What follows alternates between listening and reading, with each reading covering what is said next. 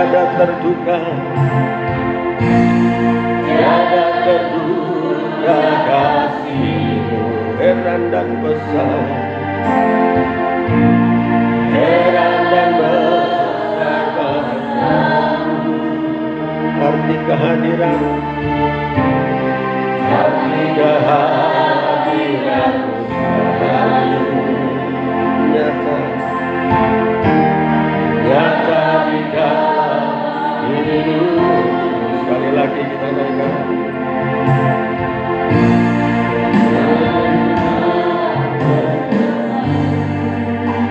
Haleluya Yesus. Oleh setiap hati kami, namun satu aku percaya, ada rencana yang indah, tiada terduga, tiada terduga kasih-Mu heran dan besar, heran dan besar kasih-Mu. Arti kehadiran-Mu selalu nyata di dalam hidupku. Penyertaan-Mu, penyertaan-Mu sempurna, rancangan-Mu berencana aman dan sejahtera, walau di tengah diriku selalu bersama, rasakan keindahan arti kehadiran-Mu, penyertaan-Mu, penyertaan-Mu sempurna, rancangan-Mu berencana aman dan sejahtera, walau di tengah inginku selalu bersama, rasakan keindahan arti kehadiran-Mu. Coba kita renungkan lagu ini. Jadi di mana ada hadirat Tuhan, di situ pasti ada kemerdekaan, ada kelepasan, ada damai sejahtera yang berlimpah. Kalau saat ini kita kehilangan damai sejahtera, kita kembali kepada Tuhan, cari hadirat Tuhan, kita mencari wajah-Nya, temukan Dia. Dia adalah sumber damai sejahtera, Dia adalah sumber kekuatan, Dia sumber hikmat. Ya, walaupun jalannya tidak terselami, kasih-Nya tidak terduga, tetapi kita percaya ada rencana yang indah, ada rancangan yang indah bagi kita. Karena gini, tadi malam waktu kami berdoa, sebenarnya mendoakan orang, terus kita juga rindu doa untuk siapa tahu ada bocoran, itu bocoran dari Tuhan, firman yang harus disampaikan apa ya. Nah, Tuhan menyatakan bahwa menyatakan sesuatu, bahwa di dalam pelayananmu aku akan menyertai engkau seperti aku menyertai Musa, yaitu dengan tiang awan dan tiang api. Dan saya aminkan itu, amin. Nah, di sini kita akan belajar bagaimana kehidupan kita, bagaimana supaya kita berhasil dan beruntung, kata firman Tuhan. Selalu beruntung. Karena orang beruntung itu lebih daripada orang pinter. Amin. Orang yang beruntung itu akan lebih menang daripada orang pinter. Orang pinter suatu saat akan mentok juga. Tetapi kalau namanya beruntung, ini selalu lolos. Amin.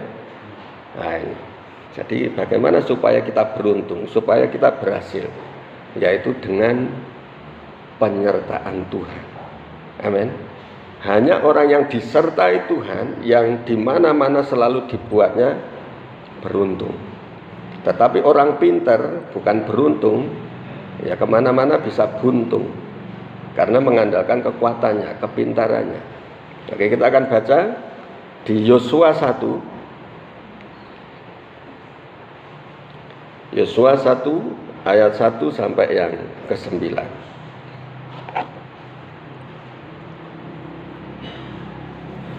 Judulnya perintah Tuhan kepada Yosua untuk merebut tanah Kanaan. Oke, sudah ketemu? Kita bangkit berdiri sekali lagi, kita hayati firman Tuhan. Kita hidup di dalam firman ini, dan bila firman itu akan berkuasa penuh atas hidup kita. Oke, kita akan baca sama-sama dari ayat 1 sampai yang ke-9. 1, 2, 3. Sesudah Musa hamba Tuhan itu mati, berfirmanlah Tuhan kepada Yosua bin Nun, abdi Musa itu, demikian: hambaku Musa telah mati, sebab itu bersiaplah sekarang, seberangilah sungai Yordan ini, engkau dan seluruh bangsa ini, menuju negeri yang akan kuberikan kepada mereka, kepada orang Israel itu. Setiap tempat yang akan diinjak oleh telapak seluruh tanah orang Het sampai ke laut besar di sebelah matahari terbenam, semuanya itu akan menjadi daerahmu. Seorang pun tidak akan dapat bertahan menghadapi engkau seumur hidupmu. Seperti aku menyertai Musa, demikianlah aku akan menyertai engkau. Aku tidak akan membiarkan engkau dan tidak akan meninggalkan engkau. Kuatkan dan teguhkanlah hatimu, sebab engkaulah yang akan memimpin bangsa ini memiliki negeri yang kujanjikan, dengan bersumpah kepada nenek moyang mereka untuk diberikan kepada mereka. Hanya kuatkan dan teguhkanlah hatimu dengan sungguh-sungguh.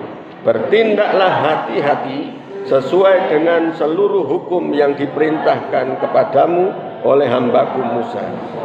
Janganlah menyimpang ke kanan atau ke kiri, supaya engkau beruntung kemanapun engkau pergi. Janganlah engkau lupa memperkatakan kitab ini, tetapi renungkanlah itu siang dan malam, supaya engkau bertindak hati-hati sesuai dengan segala yang tertulis di dalamnya. Sebab dengan demikian perjalananmu akan berhasil dan engkau akan beruntung. Bukankah telah kuperintahkan kepadamu, kuatkan dan teguhkan hatimu. Janganlah kecut dan janganlah tawar hati, sebab Tuhan Allahmu menyertai engkau kemanapun engkau pergi. Amin. Amin. Ya. Jadi dengan penyertaan Tuhan kita akan berhasil. Belajar firman ini hanya dengan penyertaan Tuhan. Dengan penyertaan Tuhan, Tuhan akan membuat kita beruntung. Nah, kalau kita sudah beruntung dimanapun itu bisa berhasil. Ditempatkan dimanapun bisa berhasil. Amin. Namanya orang untung ini enggak harus pintar ya. Tetapi bagaimana supaya kita beruntung? Yaitu dengan disertai oleh Tuhan. Gitu ya. Nah, coba kita lihat ayatnya.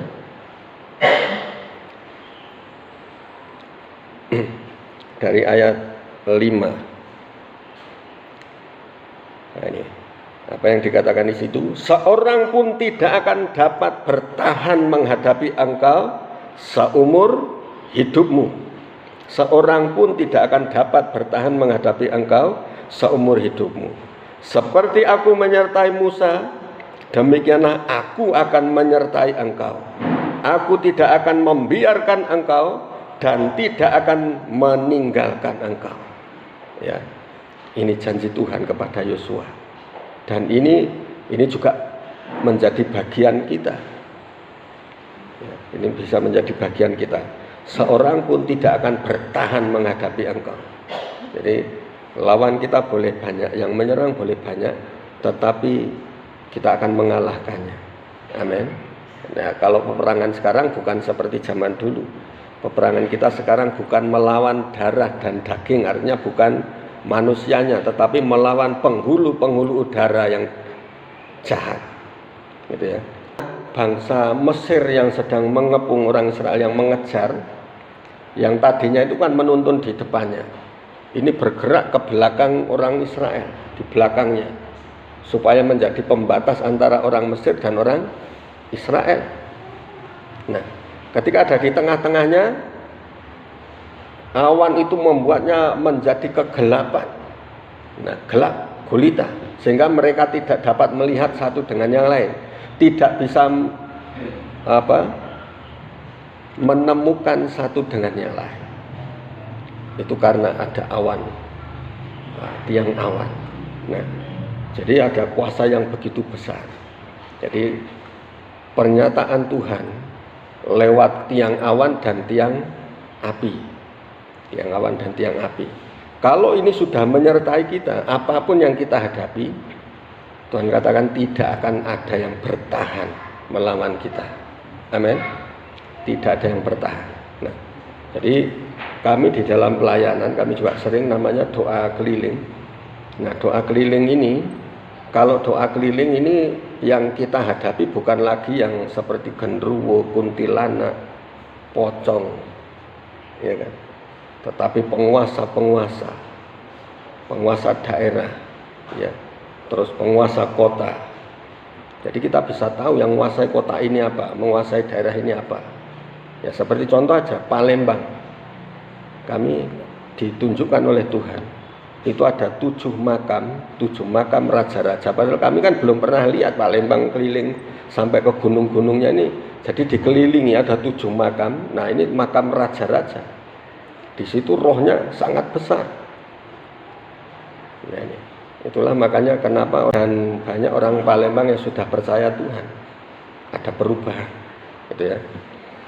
Nah, terus waktu kami di Jawa, di Malang, mau pelayanan di daerah Malang, ketika kami masuk dalam doa, Tuhan juga nyatakan, memang ternyata di kota itu ada singa yang sangat besar, ada singa. Nah, terus waktu ke Jombang, di daerah Jombang, Jawa Timur, itu juga ketika kita masuk melayani satu orang, ini dukun, cucunya dukun Majapahit. Kami pernah bertemu, dan dia juga cerita banyak ketika keluarganya ini berebut keris pusaka dari peninggalan nenek moyangnya. Ini sampai ada ibunya, ini seorang perempuan, ngambil keris itu karena keris ini nggak terlalu besar, langsung ditelannya. Saya heran juga ini nelannya gimana gitu, nyangkut nggak celup, ya kan? Tapi ini mungkin secara gaib gitu ya, jadi langsung masuk gitu aja. Nah, terus waktu anaknya bertobat, terjadi doa pelepasan, keris ini dikeluarkan lagi, muntah, keluar kerisnya. Nah ini. Nah terus ketika kami melayani ini, Tuhan juga nyatakan ada penguasa. Penguasanya apa? Jadi dia memang raksasa. Itu sampai rumah tingkat 4 ini kalah tinggi. Ya, rumah yang tingkatnya 4 ini kalah tinggi sama dia. Dan aliran ini masih ada sampai sekarang. Ritualnya apa? Potong ayam, disembelih, darahnya diambil dan diminum. Minum darah mentah. Bukan darah yang matang, ya kan? Ini darah mentah, langsung diminum. Nah itu makanya kekuatannya ya dahsyat, karena pakai kekuatan seperti ini. Nah ini, jadi di dalam pelayanan seperti ini, tapi yang lebih hebat adalah Tuhan Yesus. Amin. Karena seperti firman ini, bahwa dimanapun tidak ada seorang pun yang bertahan menghadapi engkau. Ini benar. Buktinya kami masih ada sampai sekarang. Amin. Kalau saat itu tidak bertahan, dijurus satu penguasa, kita bisa innalillahi.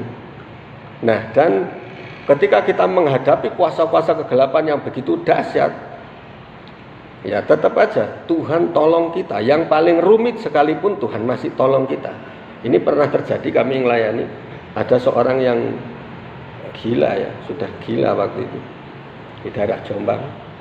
Nah, ketika kami masuk ke sana, kita layani, dan orang ini sudah lupa itu siapa suaminya, siapa anaknya, benar-benar sudah lupa. Bahkan siapa dirinya ini sudah lupa.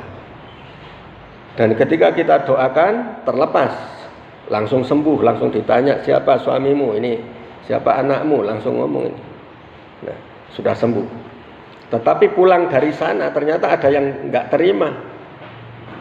Bagaimana caranya menghalangi kami? Kami naik mobil bersama tim. Nah, di sana ada, waktu itu ada jalan tembus ya biar cepat. Ini sedang dibangun, mau dicor. Nah, dicor kan ada besi-besi yang dirangkai. Nah, kita lihat mobil-mobil yang lain, ada truk, ada mobil yang lain ini lewat enak saja gitu. Nah, bisa lolos. Ada lagi lolos. Ketika kita yang lewat, begitu kita masuk, langsung nyangkut. Nggak tahu gimana caranya kok bisa nyangkut itu. Masuk besinya itu. Ada besi yang masuk di palangan ban ini, ada lubang kecil sebesar ini aja lah. Sebesar ini, besi ini bisa masuk dan ngunci itu, jadi sangat kencang. Nah, ini pekerjaan kuasa kegelapan ini bukan sekedar main-main.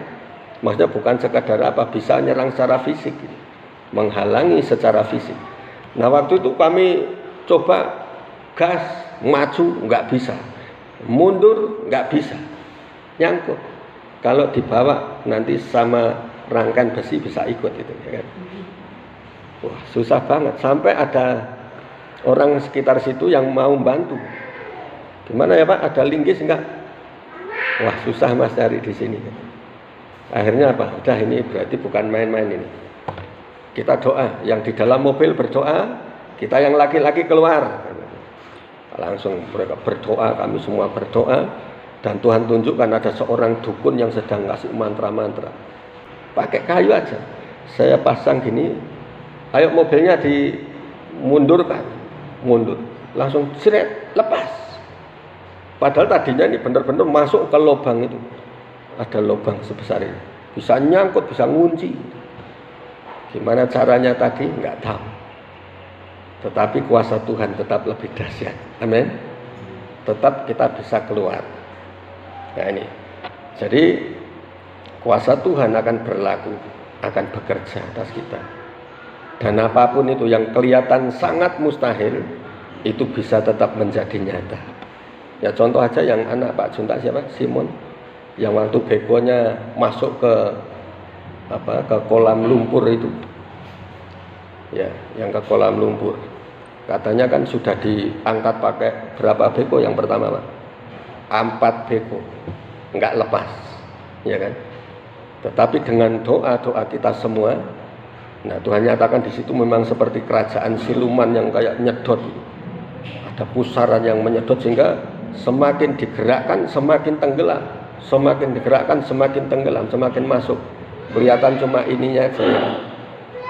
Nah, tetapi karena seizin Tuhan dan penyertaan Tuhan, yang terakhir cuma 2 beko ya, 2 beko bisa keluar. Ini karena apa? Tuhan sertai. Amin. Jadi tidak ada yang mustahil bagi orang percaya. Ini yang perlu kita pelajari, bagaimana kita supaya disertai Tuhan.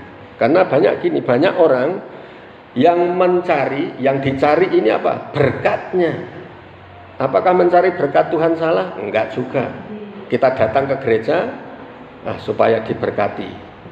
Ya kan, kita memberi supaya diberkati, enggak salah memang. Tetapi ada yang lebih penting. Kalau cuma berkatnya, ini ibarat orang butuh lauk, cuma dikasih ikannya, ya kan? Dikasih ikannya aja. Kalau ikan 1 kilo 2 kilo bertahan berapa lama? Tetapi ada orang butuh lauk, berikan pancingnya, dia akan pakai seumur hidupnya. Amin. Nah, sama dengan kita, jangan cari berkatnya, tetapi carilah sumber berkat itu. Cari sumber berkatnya. Siapa sumber berkatnya? Tuhan sendiri. Jadi kalau kita sudah mendekat ke sumbernya, otomatis berkat itu nggak perlu lagi dicari-cari. Kita nggak ngejar lagi berkatnya, karena otomatis kita dekat dengan sumber yang ngalir sendiri. Amin. Secara otomatis akan mengalir. Ini. Karena seperti Musa dan bangsa Israel ketika keluar dari Mesir, bukan mencari di mana ada roti mana, dan juga tidak mencari di mana ada burung puyuh. Kalau nyarinya burung puyuh di padang, kira-kira bisa nggak? Nangkep satu aja setengah mati loh, ya kan, langsung terbang. Nah, tetapi burung puyuh dan mana diperintahkan oleh Tuhan mendekat ke kemahnya Musa dan bangsa Israel. Amin. Berkat itu diperintahkan kepada Musa. Ya, seperti lagu tadi kan, seperti apa? Baurapan di kepala Harun, mengalir ke jubahnya turun kehidupan. Tentang berkatnya diperintahkan. Ya, kalau ada orang yang sehati sepikir, di situ berkat itu diperintahkan untuk datang ke kita, gitu ya. Nah ini, jadi yang penting sekarang cari sumbernya, mendekat kepada sumbernya. Hari Jumat kita sudah belajar tentang kembali dari kasih mula-mula, ya, kembali kepada kasih mula-mula. Supaya apa? Kita mengenal dengan baik, kita kembali dengan baik kepada kasih Tuhan yang mula-mula itu. Nah, kalau ini terjadi, firman Tuhan akan tergenapi dalam hidup kita. Kemanapun kita pergi, Tuhan akan buat apa? Beruntung. Namanya beruntung, walaupun ada kecelakaan itu tetap untung. Tetap untung. Ya misalnya kita ya, tahu-tahu ban kempes, tetapi untung berhentinya itu di dekat apa? Dekat tambal ban. Ya kan? Bensin habis. Seperti kami waktu ke Sungai Badak sama Pak Delisa. Bensin habis. Ternyata cuma di depan situ ada penjual bensin. Tiba-tiba ban bocor. Ban bocor juga depannya tambal ban. Enggak perlu susah-susah gitu. Rasanya hidup ini pas-pasan. Hidup ini paling enak itu kalau pas-pasan, ya kan. Pas butuh, pas ada. Pas butuh, pas ada. Bukan pas-pasan tuh semuanya serba kurang, enggak. Maksudnya pas-pasan, pas butuh, pas ada. Amin. Nah ini yang disebut beruntung. Jadi pas kita butuh, pas ada. Butuh lagi, ada lagi. Amin. Nah ini bagaimana caranya? Nah coba untuk mengakhiri, kita akan baca yang Yosua 1 tadi. Kita kembali Yosua 1. Nah dimulai dari ayat 7. Dikatakan seperti ini: hanya kuatkan dan teguhkanlah hatimu dengan sungguh-sungguh. Bertindaklah hati-hati sesuai dengan seluruh hukum yang telah diperintahkan kepadamu oleh hambaku Musa. Janganlah menyimpang ke kanan atau ke kiri, supaya engkau beruntung kemanapun engkau pergi. Janganlah engkau lupa memperkatakan kitab Taurat itu, tetapi renungkanlah itu siang dan malam, supaya engkau bertindak hati-hati sesuai dengan segala yang tertulis di dalamnya. Sebab dengan demikian perjalananmu akan berhasil dan engkau akan beruntung. Amin. Nah soal ini tentang teguhkanlah hatimu dengan sungguh-sungguh. Jadi teguhkan hatimu. Kalau tadinya kurang yakin, coba kita belajar sampai kita benar-benar menjadi yakin, menjadi percaya. Amin. Makanya kan lagu-lagu dengan nyanyi ini biasanya membangkitkan rasa percaya kita, membangkitkan iman kita. Seperti lagu hatiku percaya, itu supaya iman kita bangkit. Aku percaya Tuhan, ya kan? Aku percaya. Nah jadi dibangkitkan, teguhkan. Ya, kamu bisa. Kita bisa berkata kepada diri kita sendiri, kamu bisa. Tuhan menyertai. Nah, terus bertindaklah hati-hati sesuai dengan seluruh hukum yang diperintahkan kepadamu, hambaku Musa. Janganlah menyimpang ke kanan atau ke kiri supaya engkau beruntung. Jangan menyimpang ke kanan atau ke kiri dari perintah Tuhan. Kalau perintah Tuhan itu dikatakan jejak Tuhan itu lurus. Ya, ikuti yang lurus, jangan menyimpang ke kanan atau ke kiri, ya, supaya kita beruntung. Nah, terus janganlah engkau lupa memperkatakan kitab Taurat itu. Jangan lupa memperkatakan. Berarti dengan membaca, memperkatakan, merenungkan siang dan malam, membaca dan memperkatakan. Ini kemarin kan kami orang ini kena santet. Nah, ini santetnya bukan santet maksudnya dalam negeri, bukan Jawa, bukan Indonesia, tetapi dari Hong Kong sana. Kirimannya dari Hong Kong, nggak tahu kok, ibu sendiri. Jadi dengan membaca itu muntah-muntah sendiri. Muntah-muntah sendiri, lepas sendiri. Cuma baca Alkitab. Ini terjadi. Amin. Nah, jadi jangan lupa memperkatakan firman. Dengan memperkatakan firman. Jadi misalnya kita pas ngalami kekurangan, kita bisa berkata firman Tuhan, Allahku akan mencukupi segala keperluanku seturut dengan kekayaan dan kemurahan. Nah, perkatakan itu akan terjadi dalam hidup kita. Amin. Terus ketika kita mengalami sakit, ya kan, oleh bilur-bilurmu Tuhan sembuhkan aku. Nah, dengan memperkatakan firman ini. Terus ketika menghadapi roh-roh jahat, itu yang di Yakobus 4 dikatakan bahwa tundukkanlah dirimu kepada Allah dan lawanlah iblis, maka ia akan lari dari padamu.